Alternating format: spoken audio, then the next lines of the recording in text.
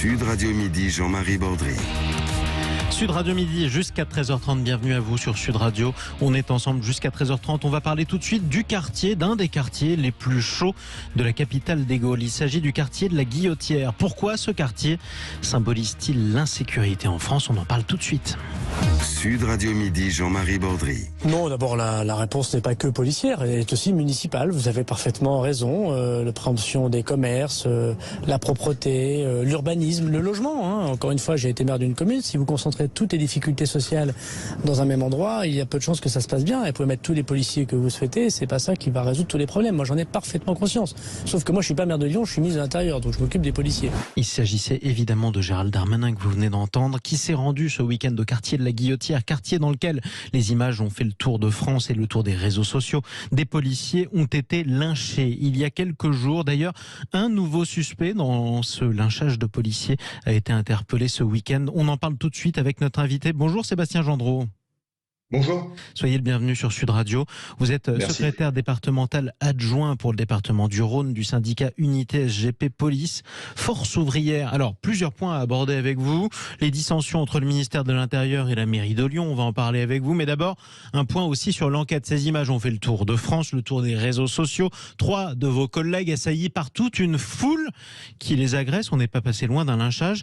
Une nouvelle personne, un nouveau suspect a été interpellé. Où est-ce qu'on en est ? Alors, des éléments qui sont à ma disposition. Effectivement, mercredi, en début de soirée, un individu a été interpellé lors d'un contrôle sur la Guillotière. Et cette personne a été reconnue comme étant l'un des auteurs des faits qui ont eu lieu le mercredi 20 juillet à l'encontre de mes collègues.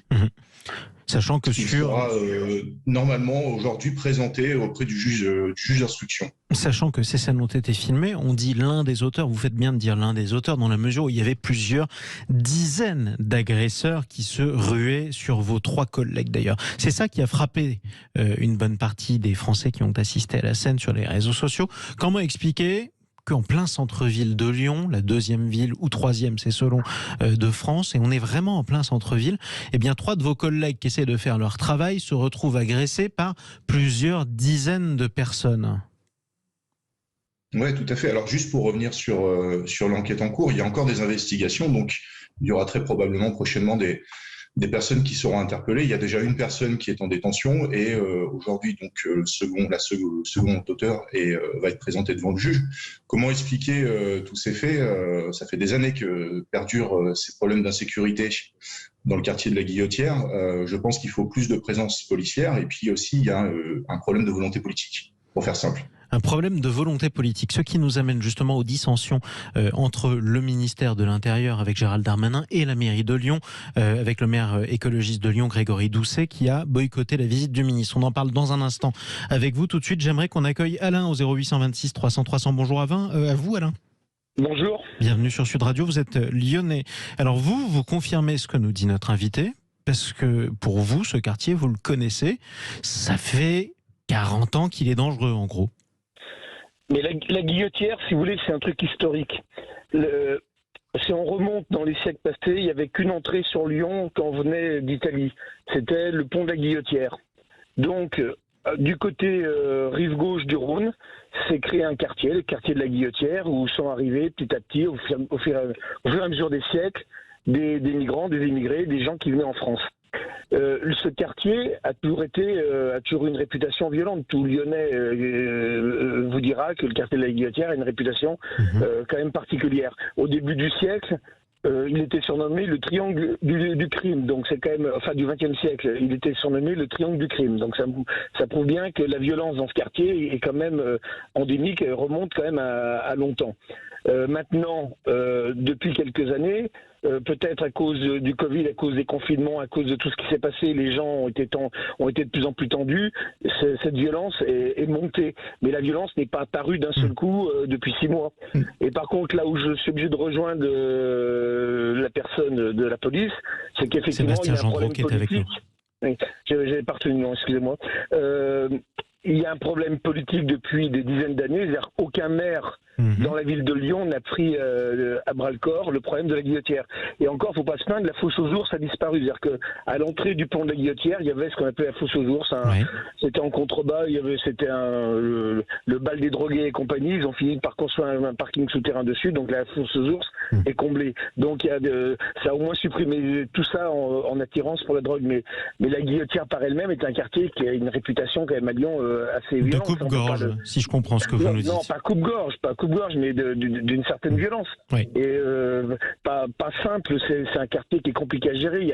Il est multiethnique, mais actuellement, effectivement, il y a une montée de violence. Il n'y a pas malheureusement que les forces de l'ordre qui sont embêtées. Les commerçants, on doit reconnaître, sont embêtés. J'ai des amis asiatiques qui ont des restaurants, ils ont des problèmes avec les terrasses. Les terrasses sont régulièrement scènes de bagarres générales et compagnie. Donc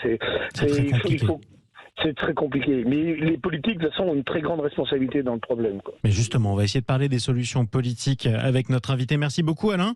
Bon, j'espère que vous profitez quand même des vacances un petit peu. Continuons à profiter en écoutant Sud Radio. Pourquoi pas ? Pourquoi pas Sud Radio Midi ? Vous nous rappelez quand vous voulez au 0826 300 300. Problème de volonté politique, nous dit Alain, Sébastien Gendreau. Problème aussi presque séculaire, d'après ce qu'il nous dit. Comment on explique qu'il y ait une fixation de la délinquance dans ce quartier-là, en plein centre-ville ? Comment vous, policier, vous l'expliquez, Sébastien Gendreau ? Ouais, alors il y a quand même d'autres quartiers qui sont réellement discutés sur Lyon. Là, on en parle parce que c'est médiatisé. Il y a quelques temps, on parlait beaucoup du quartier de la Duchère. Je peux vous en citer plein d'autres. Pour rejoindre l'analyse d'Alain, comment effectivement on peut dire que le quartier de la Guillotière est compliqué depuis des années, c'est qu'effectivement il y a des personnes qui sont installées et puis il n'y a pas eu il y a peut-être pas eu assez de présence policière. Ça passe aussi, quand on parle de politique, peut-être d'un réménagement du quartier. Alain en parlait, là, votre auditeur en parlait. Effectivement, il y avait la fosse aux ours où c'était un endroit de squat au niveau du trafic des stupéfiants.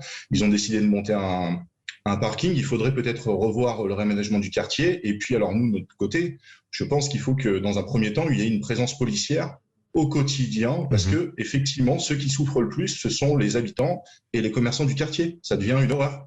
Et puis on peut imaginer d'ailleurs que lorsque 3 de vos collègues, c'est ce qu'on a vu cette semaine, se font prendre à partie par plusieurs dizaines de personnes alors même qu'ils essaient d'interpeller quelqu'un qui était en train de commettre une infraction, c'est aussi que les délinquants qui sont sur place n'ont plus l'habitude de vous voir, en tout cas de faire votre travail, de vous voir faire votre travail. Alors, ils nous voient passer, mais moi, ce qui m'a fait proprement, on va dire, halluciner sur les faits qui se sont passés, c'est qu'il y a des personnes qui sont interposées face aux policiers, ne sachant ni même ce que l'individu avait fait.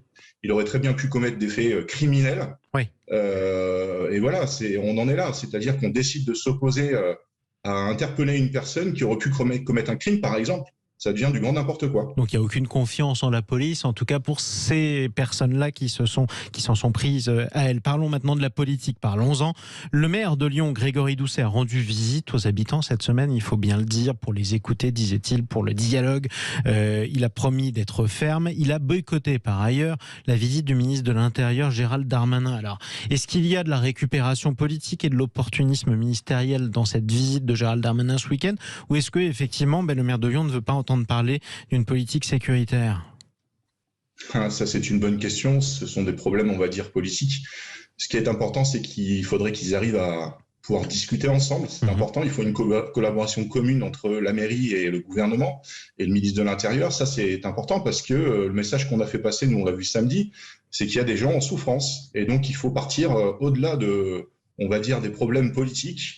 Et il faut arriver à discuter, ça c'est une urgence. Les commerçants en ont besoin, les habitants en ont besoin, et c'est pas un bon message qu'on envoie à la population. Qu'est-ce que le maire de Lyon pourrait faire pour le policier que vous êtes et pour les policiers que vous représentez ?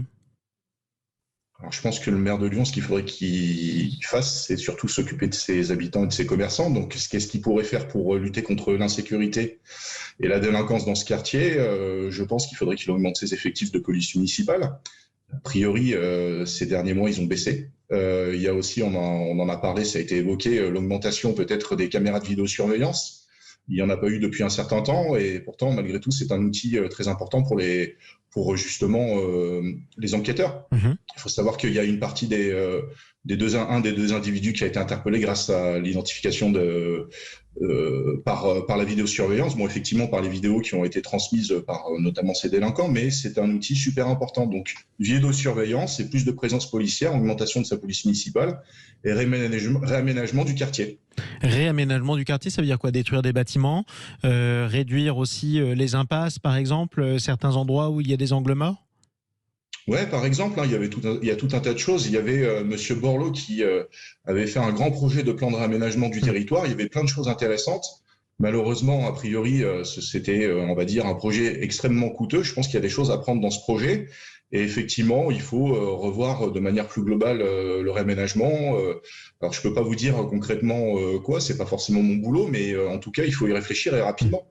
Le ministre de l'Intérieur, Gérald Darmanin, qu'on entendait au début de cette émission, disait que le quartier de la Guillotière concentrait beaucoup de difficultés, notamment sociales, concentrait beaucoup de pauvreté, qui faisait que ça aggravait par ailleurs, heureusement tous les pauvres ne sont pas délinquants, loin s'en faut, ça aggravait par ailleurs la délinquance sur place. Comment on fait pour remettre un minimum de mixité sociale dans un quartier comme celui-ci?